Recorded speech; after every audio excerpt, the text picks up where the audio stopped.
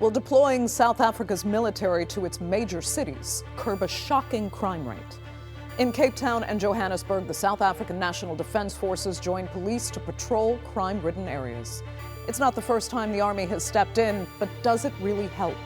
Or is it a short-term solution to a deep-seated, long-term problem? I'm Andrea Sankey, and today's Newsmaker is South Africa.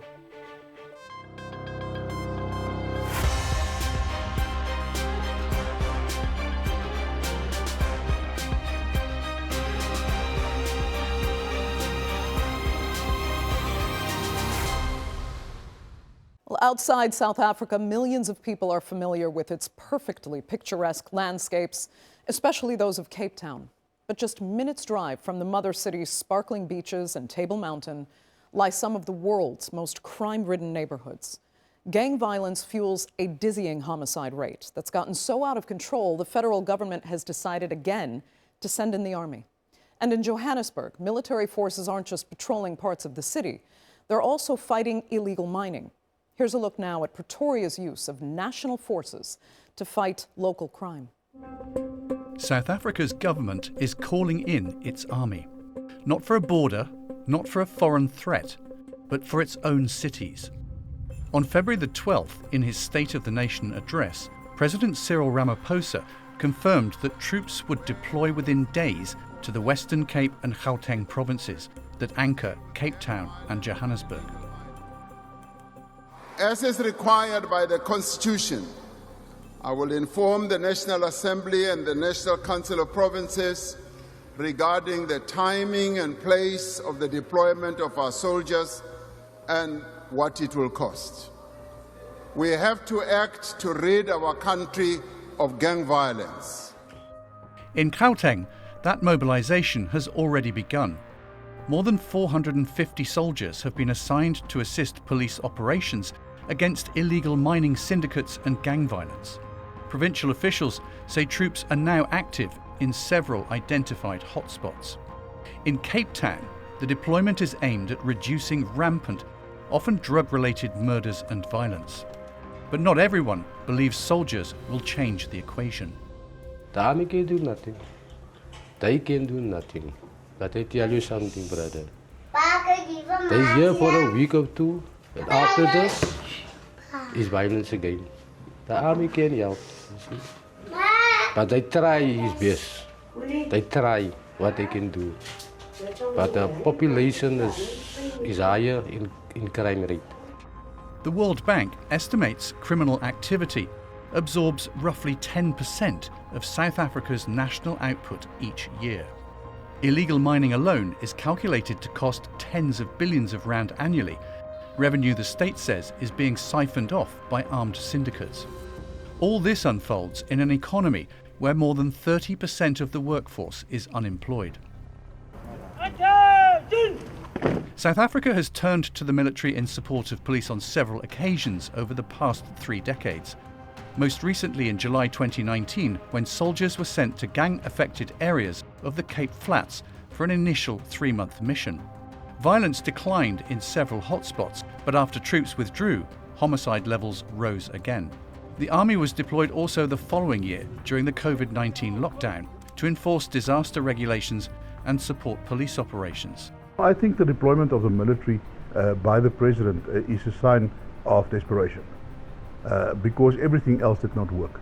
They realized that every year they train 5,000 more policemen, but they lose more than they can train because of the situation, the pressure that the policemen are under. Soldiers are about to be back on South Africa's streets.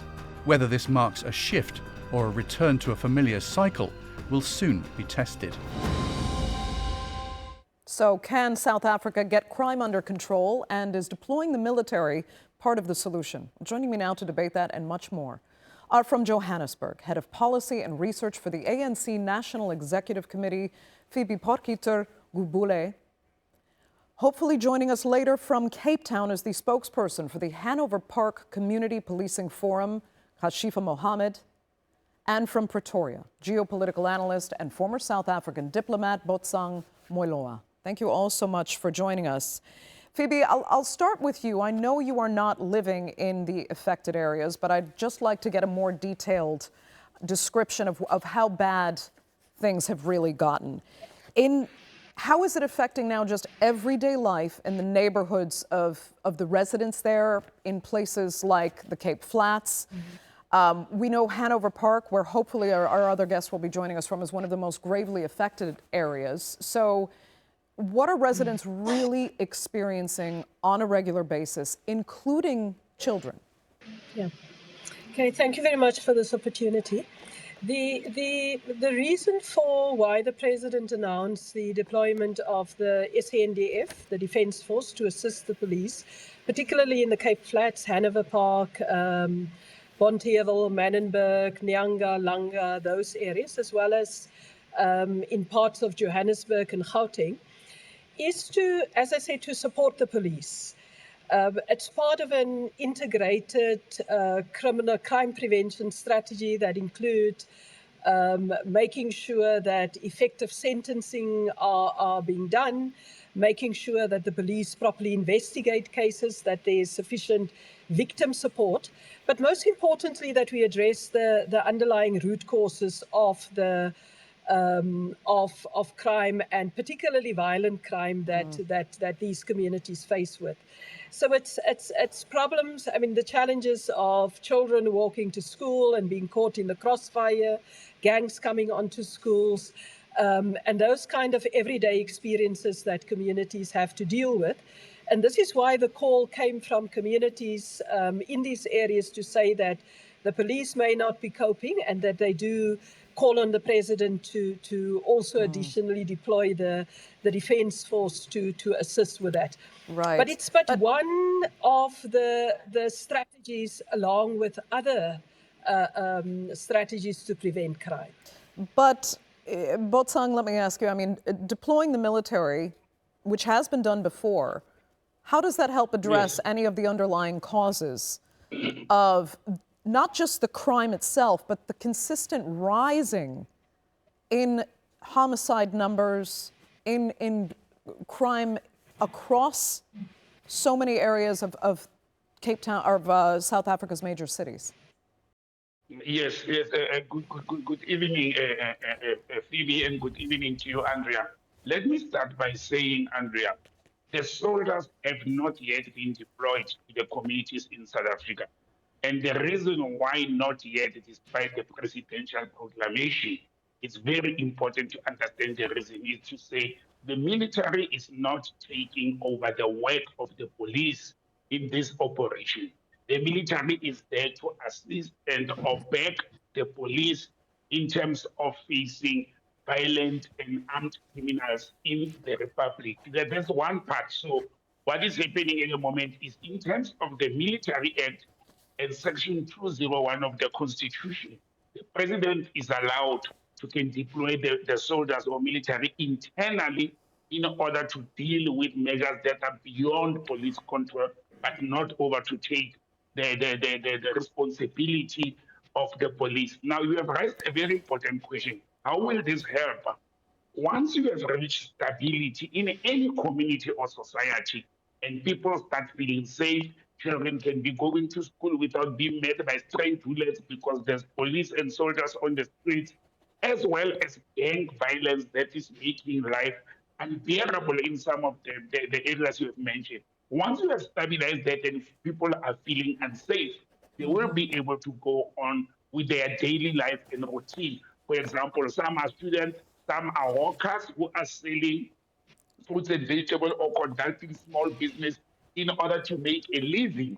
Now, the people who can't spend and feed themselves at the moment, who are reliant on those small businesses because of violence. That's one of the good elements this may bring. There are profound, I mean, domino effects here, but the issue is, and Phoebe, I'll come back to you, the complaint now is that the government is using a Band-Aid to approach something that needs surgery, because, again, it's not addressing the root causes of what leads to this level of crime. So please help us address what the root causes really are, and have they been ignored or poorly addressed to the point of almost no return? Can they even get this problem under control? Yeah, the deployment of the army is not addressing the root causes. It's dealing with a crisis situation so that communities can feel safer, and that we can also deal with gang violence as well as save lives. So it is an intervention that, under normal circumstances, is not the correct. It's not the only way of addressing the problem. The root causes are linked to South Africa's very deep-seated inequality. We are the most unequal society in the world. And research that has been done in the US, in Brazil, in other countries that suffer from extreme inequality, there's a direct link between inequality, extreme inequality in the form that we face as South Africa, and violent crimes. So the root causes is fundamentally what the last 30 years of South Africa's democracy is about. How do we make sure that South Africans have access to basic services, housing, schools, clinics, and those basic needs, and at the same time address the structural issues in our society which has resulted in this extreme form of inequality. And is it not if too you late, look at the two cities that, given where that crime you is today? mentioned, no, it's not too late. If you look at the crime statistics that was released by the police, I think for Q3, if I'm correct, just about 2 weeks ago, it is clear that all of the major categories of crimes are coming down. For the first time, I think in the last couple of years, that we're beginning to see year on year a decrease in murders, in some of the violent crimes, etc. So the efforts that's been placed with the integrated crime prevention strategy, victim support, addressing the root causes, effective policing, all of those are beginning to bear fruit. But of course, if you have lost a child, or if you're a small business, as my colleague said, and you can't operate and run your business, then of course it has an immediate impact. And this is why the call from communities for the president to deploy the defense force to be able to help the police. But the root causes of crime lies in inequality, which is as a result of Inequality, but the structural inheritance of apartheid and colonialism. And that is what the last 30 years of South Africa is addressing. But there are also profound issues now with drug abuse, with addiction, with children that have been lost to gangs. Those are issues that are sociological and are not being, many would say, taken seriously enough by the government. I mean, Botsang, I'll ask you then, how do you start to address that now that it's had decades to accumulate in the worst form that we're now seeing manifest in the Cape Flats and in townships throughout major cities across South Africa? Yeah, Andrea, I have, as a South African and a civil servant, have to concede to the fact that it is not because the government did not attend to this process. It is because it went out of control. It went out of hand. And I don't think the government reacted to this situation kindness. However, it is not too late for us to fight the ills that we are facing. Let me tell you, most of these problems and causes are social ills. They are socio-economic ills. Some of them they were inherited. If you look at the Cape Flats and where this violence are happening, including in the townships, those were the residential creations of the apartheid area, where people were reduced to be living in squalor and poverty. And where the government failed was to meet and address the issues of townships and the kind of residences like Manenberg and Cape Flats, which were racially created to house people like colored, blacks, and so forth. So people were separated by demographics of their pigmentation of the skin or race, and where we went wrong as a nation is to perpetuate and or continue with what we inherited. For example, more and more townships started mushrooming in South Africa in the same or even the worst state of the apartheid townships. They start these days by being squatter camps. or shacks or favelas, whatever you call them. And then the government steps in late to convert them into decent residential houses, which becomes too late because in those instances, because of social ills and poverty, people have resorted to drugs, people have resorted to drug trafficking, people have resorted to violence. And that's why it became out of control, because those towns were not designed properly to can house human beings. And I think the problem with social ills and poverty, economic ills, people resort to drugs, people resort to human trafficking and other forms of drugs in order to feed their starving families. And I don't say it's correct, I'm explaining the reality on the ground. And I think if we can deal with the economic factors, the family units, and distract what we inherited from the apartheid area. Quickly, Andrea, for example, South Africa used to have what we call hostels. Hostels in township to house men who came from rural areas to come and work in mines and in suburbs. And the government eradicated those hostels or turned most of them into family units. And where the government has done that, it has actually resolved the problem of divided families and social ills. So we should have not dropped the ball. Yeah, I mean, I don't think anyone could deny that there is a detrimental legacy of apartheid that is affecting communities today. But Febe, there's another very important issue that we haven't even addressed yet, in that the worst affected communities, many of them don't even trust the police to begin with. Because they don't believe the police are honest. They know that they are sometimes intimately involved with gangs, with the drug traffickers that are at play throughout South Africa. So would more police or more enforcement even be able to help, or could it just foster more corruption in law enforcement? Making sure that the strategy is integrated and that the community is involved. One of the innovations that South Africa, of post-democratic South Africa, and I believe that you're going to talk to one of our panelists will be from the Community Policing Forum, is exactly these forums which are responsible for representing the community, to be able to, on a regular basis, whether it's once a month, whether it's once a week, to meet with a particular station commander that's responsible for their area, whether it's in Hanover Park or any other area, and to then be able to say that these are the priority areas, these areas in our communities are where most of the drug dens are, etc.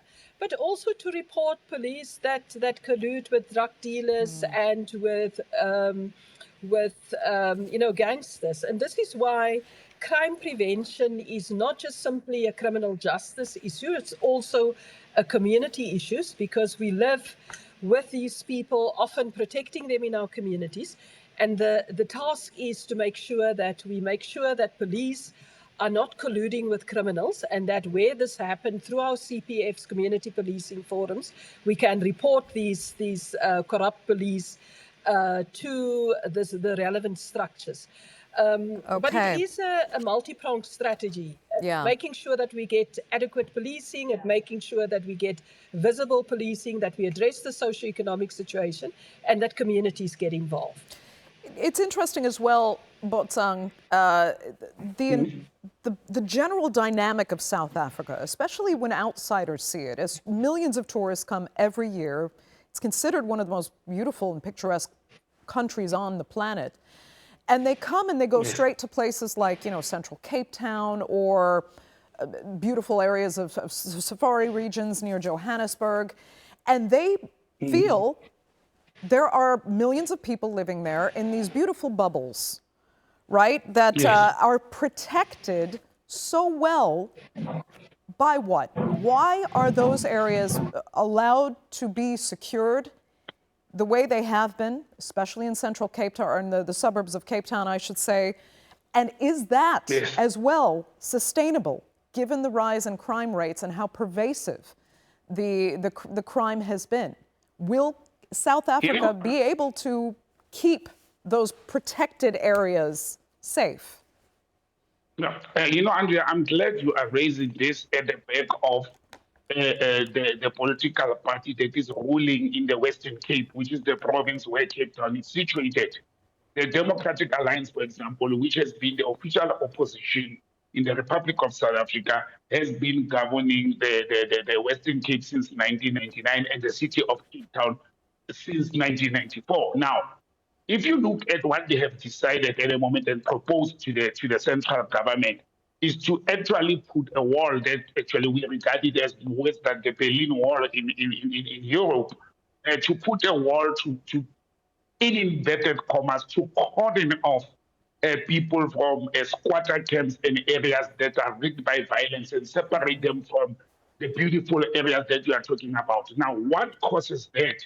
It's again racially based as well as status based. For example, the people in But the I'm not just areas talking that you about are Cape Town. mentioning- I should be clear. I mean, these wealthy Yes, areas even of Johannesburg get to live in their bubbles as well. They're very much protected. Exactly. Sandton City, for example, meets 3 minutes to where I'm staying, some of the most safest places in Johannesburg. Now, what causes that? It goes back to what I mentioned earlier, is the economic situation that in most of these areas, the residents or those who invested by building and or buying houses there, they have an economic advantage that they don't solely depend on the government to put security complexes and beautify their areas because they can afford. It goes back to the affordability side to say the wealth and the resources of the South African people or inhabitants, whether they are investors or residents coming from out of domestic, it is not evenly shared and or distributed. And I don't think, and I'm glad the way you are asking, I don't think it's sustainable, because what would happen, and I've said it several times on various platforms, Sandton City in Johannesburg is per square kilometer is the richest place in Africa. It is divided by just a street, a highway between the poorest township of South Africa called Alexander. And I always say to the people of Sandton, one day the people of Alexander will leave the squalor and squatter camps. They will jump the road and they will invade their houses. It is not safe. It is not sustainable. The community, the people, the investors, as well as the business and government will have to work together in order to alleviate the stress from ordinary citizens, so that they must not look at the perceived to be wealthy and comfortable people as easy targets. And that's why you see that people in all these areas are very worried, and they're investing a lot on home security, personal security, even in freestanding houses that are not in enclosed area. They start popping out monies to convert normal houses into enclosed area. But as you said, I personally do not think it's sustainable. Over time, the people will revolt and the country will be very much unstable. Okay. Febe, we only have 2 minutes left, and I'd really like to get your thoughts on one final issue here. I know there's so much more to talk about, but there is also the issue of illegal mining at play, and the military is also going to play a role in combating that illegal mining, and how that illegal mining actually relates to unemployment. I mean, I have to say, I've seen illegal miners in action. They're sometimes called artisanal miners because they have real skills, but they don't have jobs. So are there efforts at least to integrate them into the mining sector to displace those organized criminals that are behind them, that the government argues is actually robbing the entire country of part of its GDP?